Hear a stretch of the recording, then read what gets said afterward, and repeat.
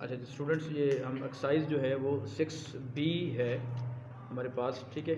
इसका जो question number 3 हम डिस्कस कर रहे हैं कि गिवन दैट द आपके पास जो बल्कि क्वेश्चन नंबर 3 आपके पास है, given that the coordinates of the point P and Q are, यानी P के कोऑर्डिनेट्स आपको दे दिए, Q के कोऑर्डिनेट्स उसने आपको दे दिए हैं, ठीक हो गया बेटा। और उसके बाद आपके पास जो है find the coordinates of the point R such that it lies on the Y axis, ठीक है। अब इसमें इंपॉर्टेंट बात क्या है, जो एक पॉइंट आपके पास आर जो आपको फाइंड आउट करना है वो कहाँ पे लाई करता है बेटा, वाई एक्सिस पे लाई करता है। अब इसको अगर डायग्रामेटिकली समझें, ठीक है। अब बेटा ऊपर इधर देखते रहो अभी, ये एक्स एक्सिस है बेटा और ये क्या है, वाई एक्सिस है। अब एक्स के ऊपर जो एक्स एक्सिस के जो ऊपर जो पॉइंट होता है उसमें क्या होता है, कोऑर्डिनेट्स एक्स के कोऑर्डिनेट तो होंगे लेकिन वहाँ पे वाई क्या होगा, ज़ीरो होगा। वाई क्यों ज़ीरो होगा, एक्स कोऑर्डिनेट का मतलब क्या होता है कि कितना आप ओरिजिन से राइट जा रहे हैं या लेफ़्ट जा रहे हैं। पॉजिटिव होगा तो आप राइट की तरफ मूव करते हैं, नेगेटिव होगा तो आप लेफ़्ट की तरफ मूव करेंगे। वाई कोऑर्डिनेट में क्या होता है, कितना आप अपवर्ड जा रहे हैं या डाउनवर्ड जा रहे हैं। तो इसी तरीके से जो पॉइंट बिल्कुल वाई कोऑर्डिनेट्स के ऊपर होगा वहाँ पे इसका मतलब है कि वो ना राइट मूव कर रहा है ना वो लेफ़्ट मूव कर रहा है, इसलिए उसका एक्स कोऑर्डिनेट क्या बनता है बेटा, ज़ीरो बनता है। लेकिन उसका वाई कोऑर्डिनेट कुछ ना कुछ होगा, क्योंकि वो या तो अपवर्ड होगा या क्या बनेगा, डाउनवर्ड बनेगा। क्लियर होगी बात। सिमिलरली ये जो इसका हमें अभी ए पार्ट फर्स्ट कर रहे हैं, सेकंड पार्ट भी इसी तरह अगर इसको रीड कर लें, देखिएगा वो कहते हैं कि पी और क्यू कोऑर्डिनेट्स उसने आपको दे दिए हैं। The coordinates of the point S that lie on the x axis, जब वो एक्स एक्सिस पे होगा तो वहाँ पे x की कोई वैल्यू होगी लेकिन y क्या होगा बेटा, ज़ीरो होगा।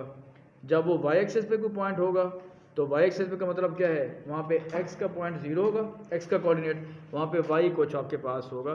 तो इस वक्त जो कह रहा है कि जो r है वो लाइज ऑन y एक्सिस, इसका मतलब है कि हम लेट कर लेते हैं कि जो r के कोऑर्डिनेट्स हैं दैट में बी ज़ीरो एंड y, ठीक हो गया। अब आपके पास है एंड, उसने आपको ये बुक में क्वेश्चन में बता दिया है कि द डिस्टेंस उनका दिया हुआ है P R is equal to Q R. P R और क्यू आर का मतलब है कि वो आपको डिस्टेंस शो कर रहा है, P R is equal to Q R, ठीक हो गया। तो अब आपके पास देखें डिस्टेंस फार्मूला हमारे पास क्या है जी, अगर हम इसको लिख लेते हैं। हाँ जी, डिस्टेंस फार्मूला आप में से कौन बता रहा है जी, x2 माइनस शाबाश x1 whole square plus y2 minus y1 whole square और इसका स्क्वेयर रूट, ठीक है। अब जब हम पी आर की बात करें, इधर p को देखेगा और इधर हम r को डिस्कस कर रहे हैं। तो p के जो कोऑर्डिनेट्स हैं बेटा, इसको अगर हम x1 y1 कह रहे हैं और r के जो कोऑर्डिनेट्स हैं इसको हम फिलहाल x2 और y2 कह रहे हैं। अब इसके मुताबिक देखिएगा, फार्मूले के मुताबिक x2 हमारे पास है G zero, x2 minus x2 minus x1 क्या बन रहा है जी आपके पास, माइनस का 2, ठीक हो गया। x2 minus x1 whole square और प्लस y2 आपके पास क्या आ रहा है जी, y आ रहा है और माइनस y1 आपके पास 6 का स्क्वायर हो गया। अब इस पूरे का फॉर्मूले में हमारे पास क्या होता है जी, स्क्वायर रूट। इस तरह जब हम क्यू आर की बात करेंगे, अब अपने क्यू को और आर को देखना है, तो अब इसके कोऑर्डिनेट्स को हम सपोज x1 और y1 कह देते हैं और r के कोऑर्डिनेट्स क्या है बेटा, x2 y2। इसको मैं थोड़ा सा कैंसिल कर देता हूँ ताकि आपको ये मिक्स ना हो जाए। अब बेटा क्या होगा आपके पास, देखें अब फार्मूला वही है, formula x2 minus x1, x2 zero हो गया, माइनस x1 हो गया 9 का स्क्वायर और प्लस y2 हमारे पास y है बेटा और माइनस y1 3 है, इसका स्क्वायर हो गया। हाँ जी, यहाँ तक बात क्लियर होगी। अब ये मेन चीज़ है जो आपने क्वेश्चन नंबर 1 में और क्वेश्चन नंबर 2 में की थी। अब ये देखें बेटा, ये दोनों तरफ आपके पास क्या है, स्क्वायर रूट दिया हुआ है। अगर मैं एक वर्ड लिख लेता हूँ स्क्वेयरिंग, स्क्वेयरिंग का मतलब है ऑन बोथ साइड्स, तो इधर क्या स्क्वायर रूट भी कैंसिल हो जाएगा, ये स्क्वायर रूट भी क्या हो जाएगा, कैंसिल आउट हो जाएगा। क्लियर होगी बात। ये इसमें समझाने के लिए यूँ भी होता है कि अब if P R is equal to Q R then P R square is equal to Q R square. तो स्क्वेयर जब कैंसिल करेंगे, स्क्वेयर जब लेंगे तो स्क्वेयर रूट से स्क्वेयर रूट कैंसिल हो जाएंगे। अब बेटा इसको हम इनरली सॉल्व कर लेते हैं। ज़ीरो और ये -2 था तो माइनस माइनस क्या हो जाएगा, प्लस, तो +2 का स्क्वेयर और यहाँ पे बेटा क्या बन रहा है, y माइनस 6 का स्क्वेयर। अभी मैं इसको वैसे रहने दे, बल्कि स्क्वेयर रूट हमने ख़त्म कर दिया जी, इज इक्वल टू, यहाँ पे अगर जब सॉल्व करेंगे बेटा, उधर चले जाओ, हाँ अब इसको सॉल्व करेंगे बेटा, ये बन जाएगा 0 माइनस 9, 9 आ गया बेटा, -9 का स्क्वायर। और जब इसको लिखेंगे यहाँ पे तो क्या मैं लिख रहा हूँ y-3 होल का स्क्वायर। हाँ जी, 2 का स्क्वायर बेटा क्या बनेगा 4।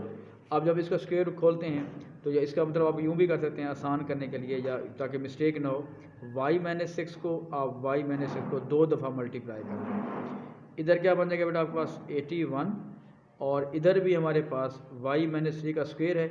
अगर आपको फार्मूला जिसको अच्छी तरीके से आता है a square plus b square minus 2ab, तो वो भी अप्लाई कर सकता है, वरना अक्सर बच्चे वहाँ पे मिस्टेक कर जाते हैं। तो इसलिए y-3 को बेटा आप क्या कर दें 2 टाइम्स लिख लें। हाँ जी, इधर क्या आ रहा है बेटा 4 प्लस, जब इसको मल्टीप्लाई करेंगे यहाँ से तो that will be y square minus का 6y, फिर माइनस का 6y और minus minus plus 36 is equal to 81 plus, हाँ जी बेटा क्या आ जाएगा वाई स्क्वायर। जब इसको y से इसे भी मल्टीप्लाई करेंगे इसको भी करेंगे तो माइनस का 3y, फिर बेटा इससे भी कर रहे हैं -3y और प्लस का 3 9 आ जाएगा बेटा।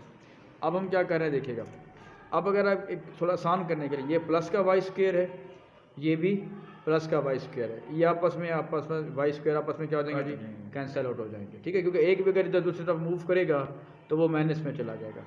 अब हमारे पास क्या रहे 4 इधर है बेटा और 36 इधर है, तो जब हम इसको करेंगे यहाँ पे 4 और 36 क्या आ गया बेटा आपके पास 40 आ गया। ये -6y है, ये -6y है, तो क्या बनेगा माइनस का 12y is equal to 81 plus 9 that will be 90, और ये -3y है, दिस इज आल्सो -3y, तो that will B -6y। Clear हो गया बेटा। अब अगर हम बात कर लेते हैं कि हम y1 को इकट्ठे लिख लेते हैं, सपोज मैं y को इधर ले जाता हूँ और 40 को इधर ले जाते हैं, तो माइनस का 12y पहले से मौजूद है जी, यहाँ पे प्लस का 6y हो जाएगा और 90 माइनस 50 तो ये बन जाएगा सॉरी 40, तो आपके पास यह आ जाएगा माइनस का 6y, क्योंकि बड़ी वैल्यू माइनस की है 12 में से निकालेंगे, तो दैट विल बी 90 माइनस 40 क्योंकि माइनस सॉरी 40, तो ये दैट विल बी 50, वो क्योंकि पहले जहन में 50 आ रहा था। अब हमने y की वैल्यू निकालनी है बेटा, तो -6 को आप इधर भी डिवाइड कर दें, -6 को आप इधर भी डिवाइड कर देंगे तो कैंसिल हो गया जी, ये आपके पास कैंसिल। तो जब इसको कैंसिल करेंगे तो ये 25 हो गया बेटा और ये 3 हो जाएगा -25/3। अब आपके पास है रिक्वायर्ड जो पॉइंट है, रिक्वायर्ड पॉइंट जो है आपके पास r था, और r के जो कोऑर्डिनेट्स थे क्योंकि वो that was on y axis, तो y एक्सिस पे x के कोऑर्डिनेट 0 होते हैं और y के कोऑर्डिनेट कुछ होंगे। इसका मतलब ये है कि हमारे पास जो पॉइंट बन जाएगा x यहाँ पे 0 आएगा और जो y बनेगा दैट विल बी -25/3। अगर इसको मिक्स नंबर में लिखना चाहेंगे तो -3 8 24 1/3, तो वो भी आपके पास एक कॉन्सेप्ट बन सकता है। तो बेसिक कॉन्सेप्ट आपका ये आ रहा है, ठीक है। इसका जो बिल्कुल बी पार्ट है, ये हमने क्वेश्चन नंबर 3 का जो बेटा ए पार्ट अटैम्प्ट किया है, इसका बी पार्ट बिल्कुल इसी तरीके से, सिर्फ डिफरेंस कहाँ पे आएगा इस पॉइंट पे आएगा। वहाँ पे उसने कहा है कि एट एक्स एक्सिस, तो एक्स एक्सिस में क्या होगा एक्स की वैल्यू होगी, वाई वहाँ पे क्या होगा 0 होगा, ठीक है। उस सवाल में आपने जो इसका जो बी पार्ट होगा उसमें सिंपल मैं बता रहा हूँ कि कैसे करेंगे। आपने आर को बी पार्ट में सिंपल यूँ लिख लेना है कि वहाँ पे एक्स और 0 लगा देना है। जैसे हमने यहाँ पे 0 और वाई लगाया है, वहाँ पे क्या यूज़ करेंगे आप एक्स और 0, बाकी आपका जो क्वेश्चन है वो सारा वैसे हल हो जाएगा। हाँ जी ठीक है बेटा, उम्मीद है आपको ये बात क्लियर हो गई होगी।